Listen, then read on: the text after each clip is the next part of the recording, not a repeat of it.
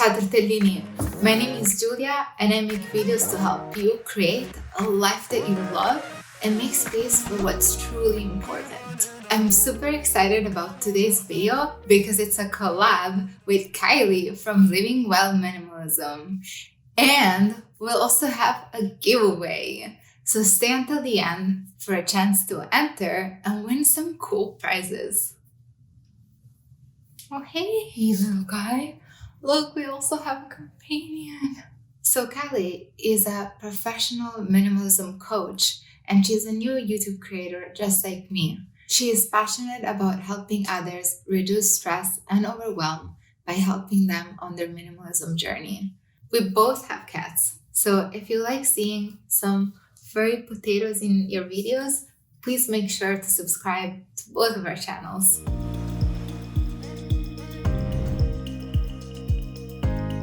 So my next tip is really important, especially if you're feeling overwhelmed and are about to give up on minimalism. I think the reason why people give up, and the reason why I almost gave up, is that I assumed that becoming a minimalist was gonna be fast.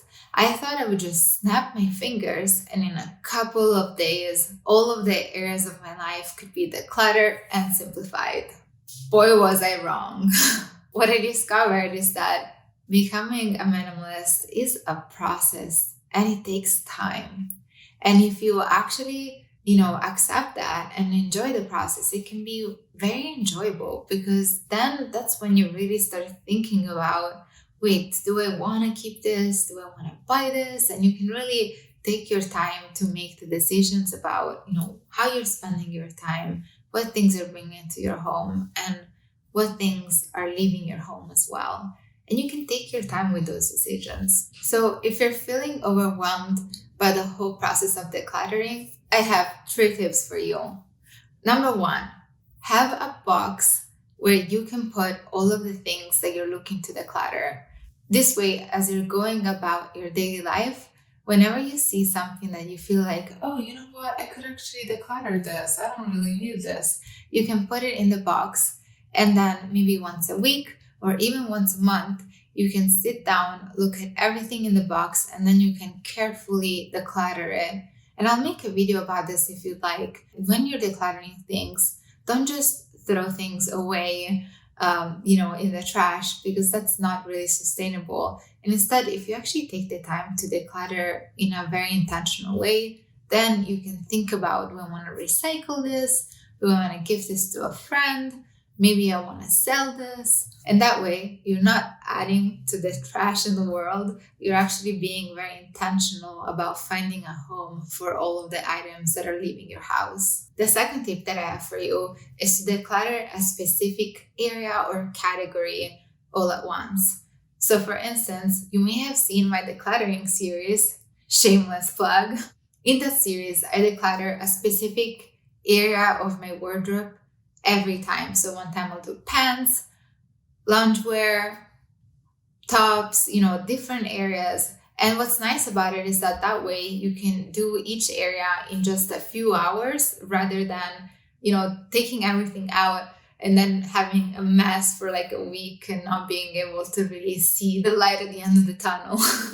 So that's another way to make it less overwhelming. And then the third tip is something that people don't often think about, but it's basically just to be mindful about the things that you bring into your home. Because if you slow down the influx of things, everything is going to get so much easier. Versus even if you become a decluttering pro, if you're buying and buying and buying, you're not really going to make much progress and you're going to feel super overwhelmed.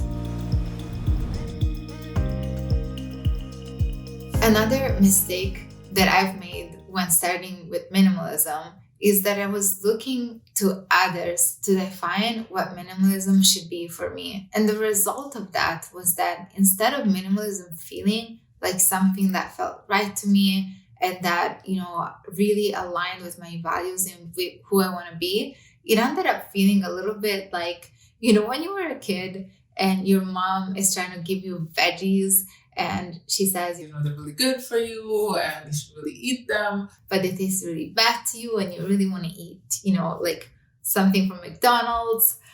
And yeah, so it kind of felt like that, like it was something that I should do and that I thought would be good for me, but at the same time, it kind of felt like a chore and I didn't really want to do it. Especially, it felt really stressful to feel like I had to do it in a certain way, which is whatever I saw written in blog posts or YouTube videos or anywhere else.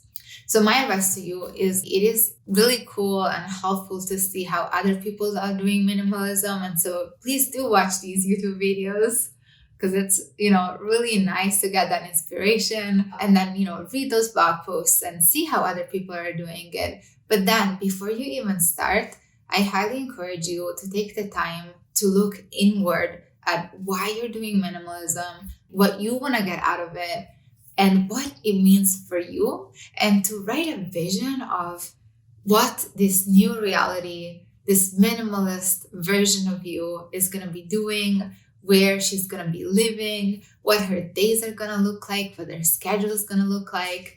And then all of that will be your compass so that when you're, minimizing and simplifying your life, you can do it in your own way rather than doing it in whatever way everyone else is doing.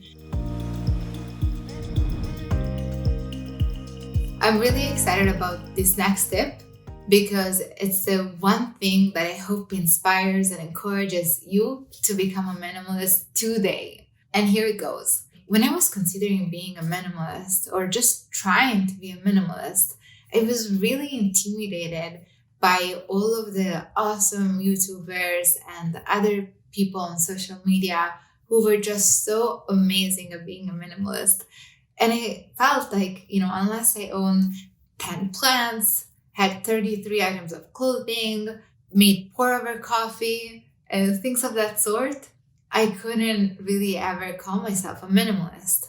And for me, even though I really appreciate minimalism, I actually am super sentimental about things. So for example, this is probably TMI, but there's this one bath wash that one of my friends, hey Alina, gave to me maybe 8 years ago. And for the longest time, I didn't want to get rid of it because it reminded me of her.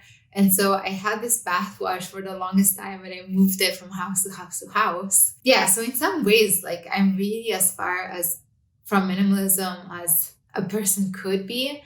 But I actually think it's for people like me that minimalism can be even more helpful. And honestly, it can be helpful for everyone because even if you don't end up with a closet that has 33 pieces of clothing, just reducing and being more thoughtful about the things that you own and the way that you use your time can be so beneficial. And it's okay if you don't do it perfectly or if you don't fit the minimalist ideal.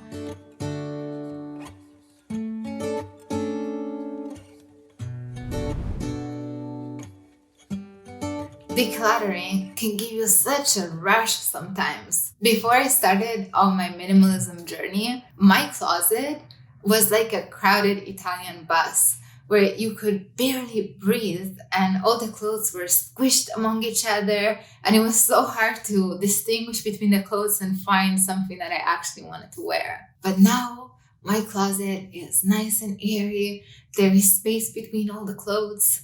They're very socially distanced. And yeah, it's just a whole different experience. There is a problem though. I got so excited about this decluttering thing that I ended decluttering something that I actually use and need.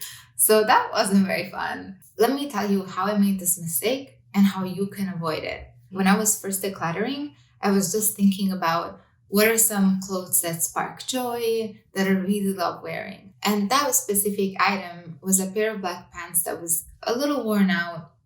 And it wasn't, it didn't look that nice anymore. I think maybe I had it for like 10 years. So I just thought, you know what, I'll just, this pants has been great, but now it's time to let it go. And maybe at some point get a new pair of pants.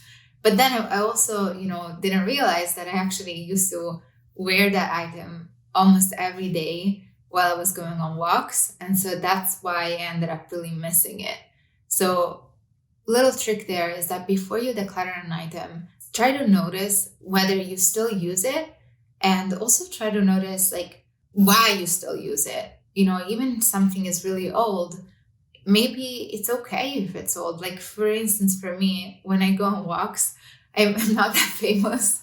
As you know, I have 66 subscribers. So the chance of somebody recognizing me on the street is not that high, especially now that I'm wearing a mask and things like that. So nobody has to know that I'm wearing 10-year-old pants, and it's totally fine. I should have just kept them. And maybe post pandemic, maybe I could have bought new ones or something if I really wanted to have some new black pair of pants. But yeah, so that's my biggest advice to you. Think about, do you still use that item and why do you use it? And you can even go further and think about the experience using it. Because I find with me, when I just think about whether, like, there might be some clothing in my closet that maybe is great in theory, but then the actual experience of using it is not that great because maybe the fabric is a little bit scratchy, or maybe I just use it really rarely because there's not that many occasions to wear it. So now I always think about, not just whether I love something, but do I use it often and what is my experience using it? And then based on that, that's where I decide to keep it or not. Hopefully this advice helps you decide what to keep and what to declutter so that you have no regrets.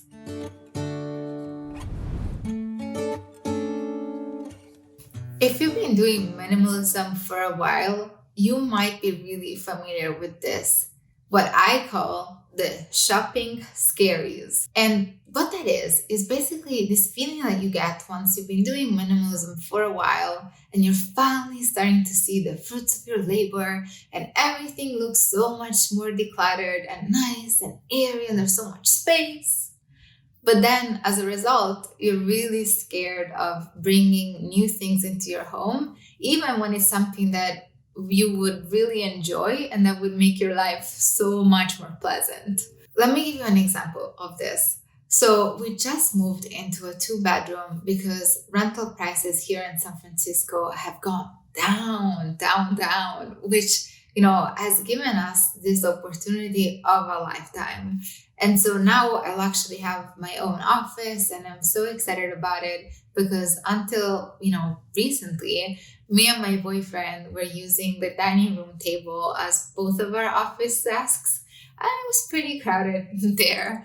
So, like a funny thing was sometimes my manager and I are talking on Skype and then my boyfriend will be typing. Then my manager is like, I can hear your boyfriend typing. It's pretty distracting. Things like that.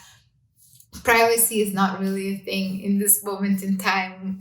But yeah, so anyways, long story short, now we finally have 2 separate rooms. I have my own private office. And so I really wanted to get my own desk. I wanted to be really intentional about this purchase. And I was kind of scared of the purchase in a way because it felt like a big item, like a desk. It's really hard to get rid of. It's really bulky. I wanted to make sure that it was a desk that would last me a lifetime and that I would really, really enjoy. So anyways, what ended up happening is that I procrastinated on this purchase for way too long. And so now it's been a month that we're in this new place and I still don't have my own desk. So if you're also feeling the shopping scaries, listen up. Here's what I would advise you to do. For me, it's been really helpful to write down all of the things that I want to buy and then have one specific day of the week where I make all my purchases. For me, it's Sunday because on Sunday, I tend to be a lot more relaxed. I don't have as many things to do. So I can really be thoughtful about what are the things that I want to buy and why am I buying those items. But then on that Sunday, make those decisions, buy those items. Don't procrastinate too much because otherwise you'll find yourself like me without a desk to work on, which is not that fun. Thank you so much for watching the video till the end. I really appreciate you. I am so grateful for the 66 subscribers that I have here on YouTube and the 600 plus people that follow me on Instagram. And if you're not subscribed yet, please do subscribe. Every time anyone subscribes, it literally makes my day. And I am so excited to get to 100 subscribers and then hopefully 1,000 too. So please help me get there. It would mean the world to me. I really wanted to thank you because I'm so proud of the community that we've built together. Everyone here is so kind and supportive and wholesome and excited about all the quirky things that I'm excited about, like minimalism. And it just makes my day to be able to share all these little tips and tricks and just what I'm going through with all of you. So to thank you, I wanted to offer this giveaway that me and Kyleigh are doing together. The exciting thing about doing the giveaway together is that you get 2 chances to win and 2 different gifts that you can win, which is really cool. Okay, so let's talk about what you're winning. I really wanted to give you a choice about what you might want to win so that you can be really intentional about what you bring into your home. So there's 2 options for you. So one of the gift options is an Audible credit. I'd be happy to give you advice if you'd like, but really you can use your Audible credit to buy whatever book that you want to read, which should be really fun and exciting. The next gift are these 2 journals. They're from a company called Studio O, and I really love how high quality these are. I am super rough with my journals. I eat on them. Sometimes water gets spilled on them. I bring them places. And I've been really impressed by the quality of these because I feel like even though I use them every single day, they still remain like new, which is really nice. The cover is super sturdy. They have a nice lining inside. And then the lines are also really nice too. I feel like it's the right space where you feel like you can easily fill up a page and you can feel like, oh, I wrote a whole page. But they're also not like, some of them, the ones that don't have lines, I feel like it's too hard for me to write in them and it's not as pretty. I don't know. I like the ones that are lined. So anyways, it would be so cool if we end up having the same journal. So if this is what you want, I'd be happy to mail you this gift if you win the giveaway. So now that you're excited about the giveaway, I'll leave the rules down in the description box below together with Kyleigh's channel, and I'll also pop them on the screen right now.